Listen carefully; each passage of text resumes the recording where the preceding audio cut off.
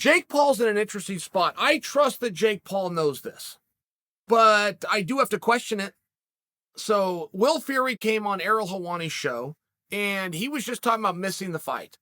He's talking about he's rehabbing, he's getting better, he's targeting March, trying to put everything back together to go and do the Jake Paul match. Now,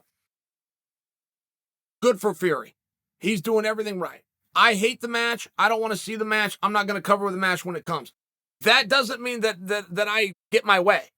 If he wants the match, it's a fight. You got to fight everybody. You got to fight everybody else that wants that opportunity. You got to fight for perception. You got to fight for opinion. Every single thing is an absolute fight. That's just a hard one, and I'm going to be out. I'm going to be out because you guys don't care about it, and I need to do topics that you do care about. You didn't want to see that fight when it was first announced. You didn't care that that fight was scratched. You don't want to see that fight put back together, and I'm with you on that. That is a miss in every which possible direction. And the reason Fury got brought in isn't just because of who his brother is, though that's the number one reason. But it's not only because of that. It was to satisfy one piece of the criteria, which is Jake Paul is now fighting a boxer. Jake Paul wants to be a boxer. He's out there boxing, but he hasn't competed yet with a boxer. That's the narrative. Okay, great. Let's go ahead and put a plug in that part of the boat. The problem is Fury isn't a boxer. His brother is. When Fury's record came out, which none of us knew, but when it came out, and his opponents had a combined record of 5 wins and 158 losses, we now found out that the YouTuber was doing more serious work than the boxer. It didn't work. Not only does it not work, you're now trying to make a fool out of us, the audience. And we were happy to go along and be your accomplice. Because we don't follow records in boxing. We don't know where to get them. You can get away with it. You can go be 25, 28, and 0 in boxing. We are not going to do the research to find out that you've been down at the YMCA and in the back of some guy's garage and you've been at a local bar beating up bums. We're going to look at that record and go, wow. Then you're going to put on a fancy robe and you're going to have a mouthpiece like your version of Bodini Brown with you, and we're going to buy it all and move on to the next one. It's the way that it's always worked. I can't remember anybody doing the level of research that they did on Will's opponents to find out that they had a combined record of 5 wins and 158 losses.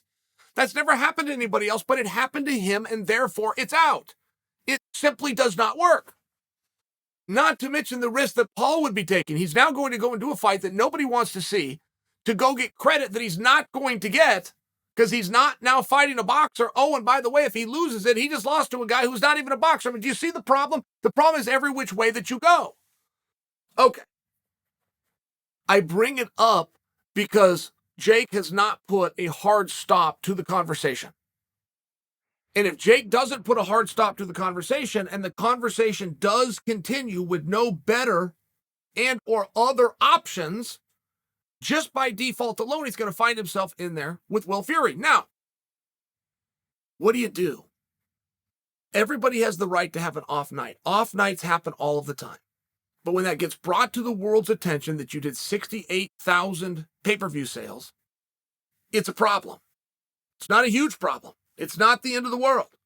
Particularly when you've done 1.5 and then you did 1 million, you did a 1.3. I mean, right, when you do really, really good and then you have an off night, you do have to identify why.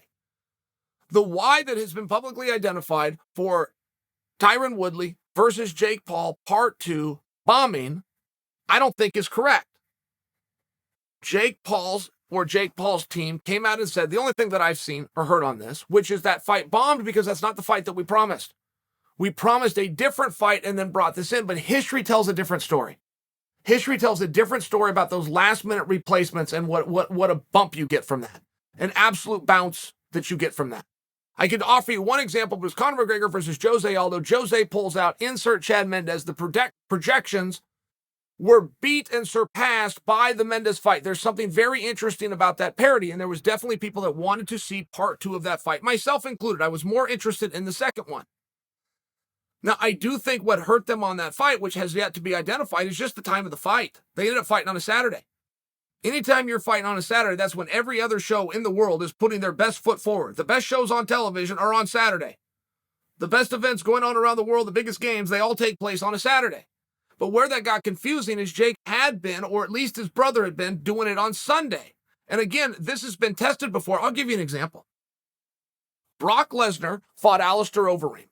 That was a massive fight between two absolute monsters, but for the first and only time in a decade, they moved the event from a Saturday to a Friday. UFC used to only play Friday.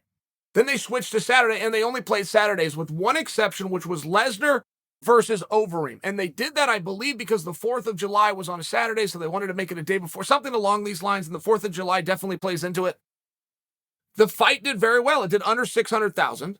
It did very well, but that is half of what it would have done if it was on the night that the audience was used to it being on. And the UFC absolutely never went back. And where I tie into this is just I watched the fight, and then I went out to a rodeo that night.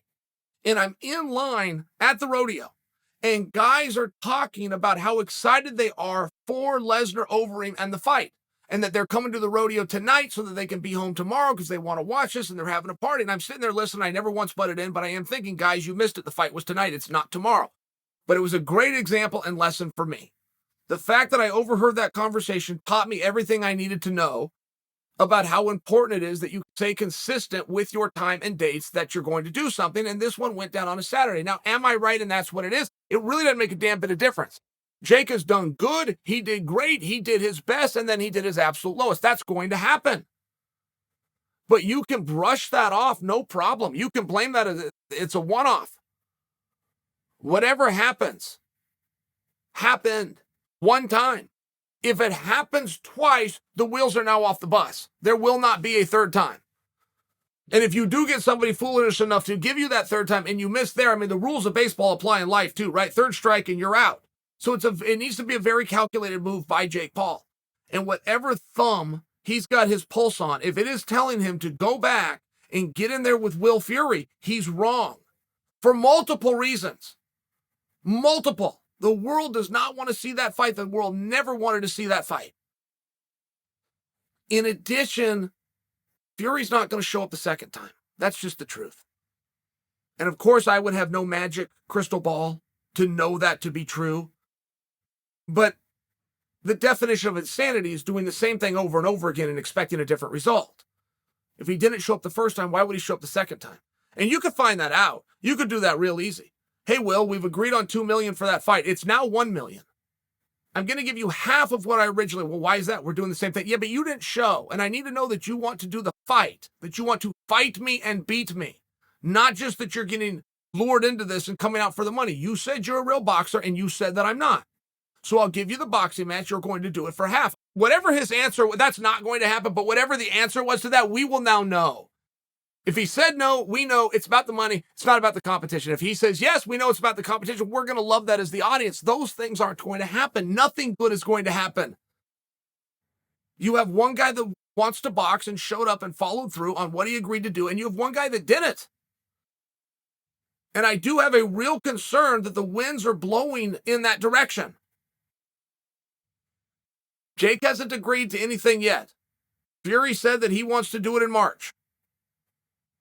Nothing that says Paul has to fight by March. He can take his oars out of the water until he finds the right opponent and a better opponent. One bomb is not good. The top draws don't have that one bomb. You have whatever comes in the lowest, but it was still wonderful. You get two in a row, we're having a totally different conversation. And Jake, like anybody, needs a partner. Not just an opponent, he needs a partner. They say that there's only two athletes in combat that have ever drawn on their own, meaning it does not matter who they're taking on. They can sell out an arena. Oscar De La Hoya and Mike Tyson. I think that needs amended. I think Conor McGregor needs to be on that list, and I think Floyd Mayweather, in large part, also belongs on that list. But I bring that to you because this isn't something unique for Jake.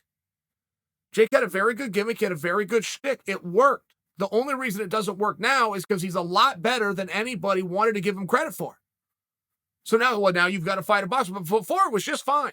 You haven't done this, but you're a popular guy. Let's bring someone else that hasn't done this, but he's an athletic, popular guy. You guys want to do it. We'll make up the rules, put the gloves on, and off you go. Turns out that Paul's pretty goddamn good at it. So now people aren't turning in to support Paul or pat him on the back. They're turning in to see him get a foot right up his ass. That's okay too. Either one of those seats is going to work business-wise.